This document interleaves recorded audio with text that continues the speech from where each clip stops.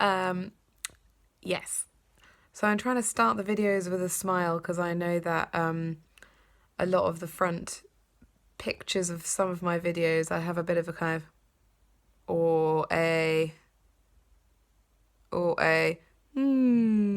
and it just ends up looking weird as the front picture. So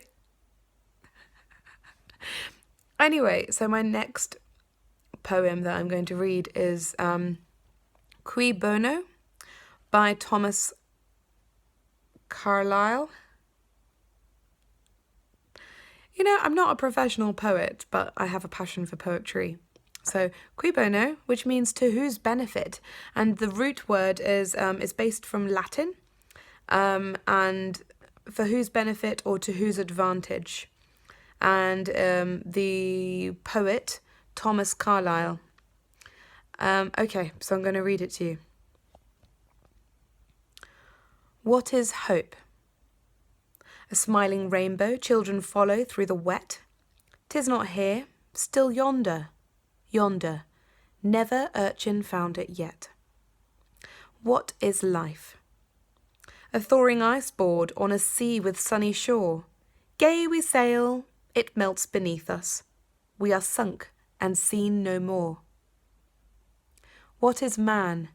A foolish baby, vainly strives and fights and frets, demanding all, deserving nothing. One small grave is what he gets. I'm going to read it again because I feel like it. Cui Bono. What is hope? A smiling rainbow children follow through the wet.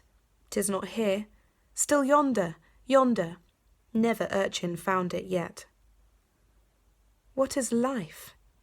A thawing ice-board on a sea with sunny shore. Gay we sail, it melts beneath us. We are sunk and seen no more. What is man? A foolish baby, vainly strives and fights and frets, demanding all, deserving nothing. One small grave is what he gets. So, this poem, I would say, is a little bit morbid and depressing, but it has a point. You know, hope. For some people, the glass is half full. For other people, the glass is half empty. In this poem, I feel like he's looking at life and hope and man from the perspective of the glass being half empty. So hope for many people is something that's quite inspiring. However, Thomas is exploring it in the sense that hope is this figment of our imagination. It's a smiling rainbow that children follow through the wet.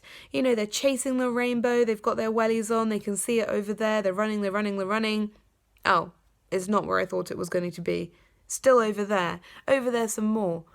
And never has one of these little scamps, these little urchins found one. Hasn't been found. Hope, can you find it? Is it tangible? Some would argue possibly, but hope is invisible. It's an abstract noun. You can't see it, hear it, touch it, taste it, smell it. And so it's something that is an idea about life. Some people have given up on hope. I personally am quite a hopeful person.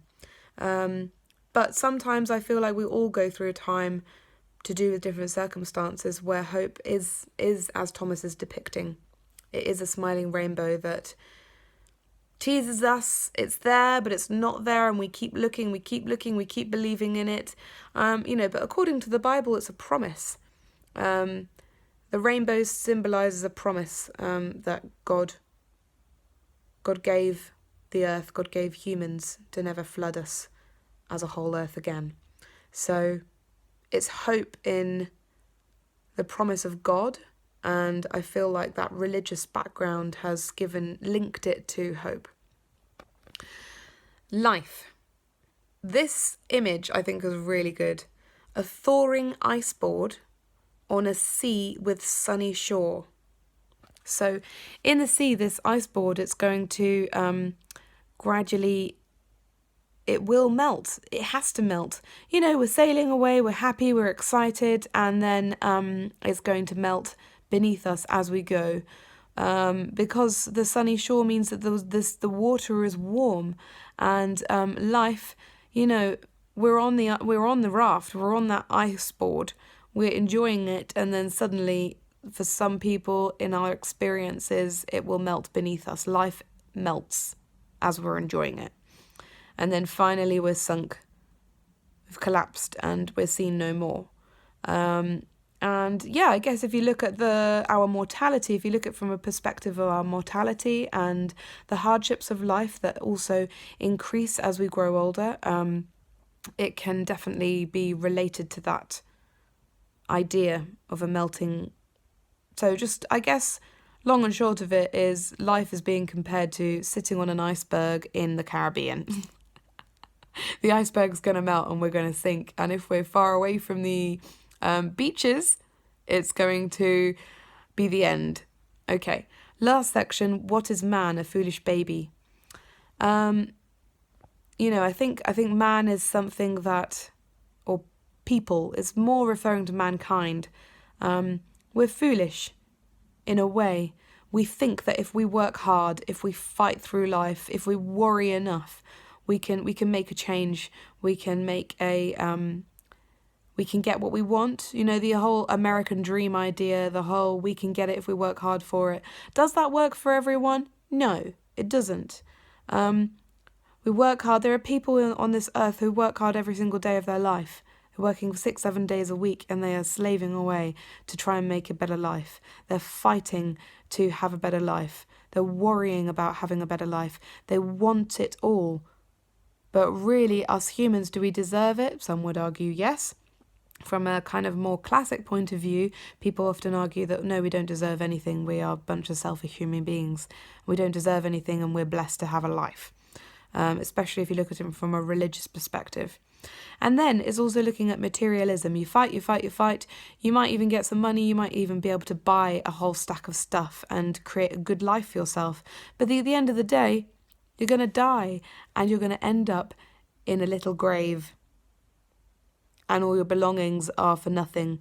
In the Bible it talks about storing for ourselves treasures in heaven, because that's what's going to actually last, in comparison to material possessions which do not last. They're going to rot. They're going to, at the end of the day, no matter what, even if we've got an exquisitely preserved painting or gold, it's all going to be meaningless in the end, because it's material and we are life. We have a spirit and a soul which is more eternal.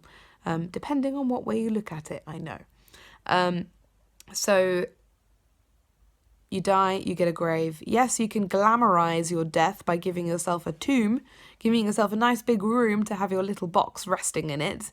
But at the end of the day, the space that you're going to take up for your tomb is small. Even the Egyptians, they had their massive pyramids, but inside it, at the end of the day, their little grave was the size of their bodies.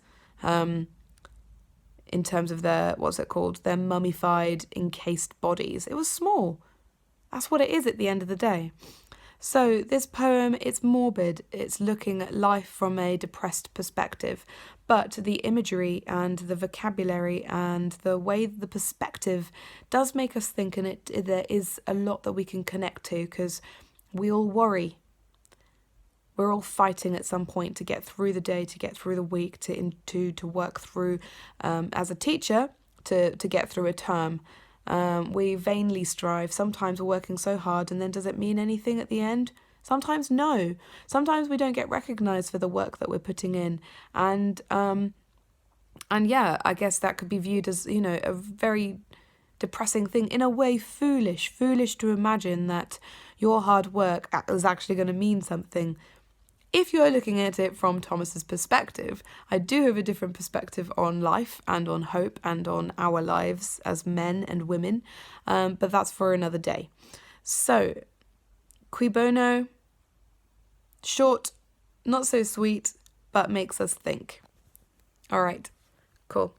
I hope this connects with you in some way or another. Bye-bye.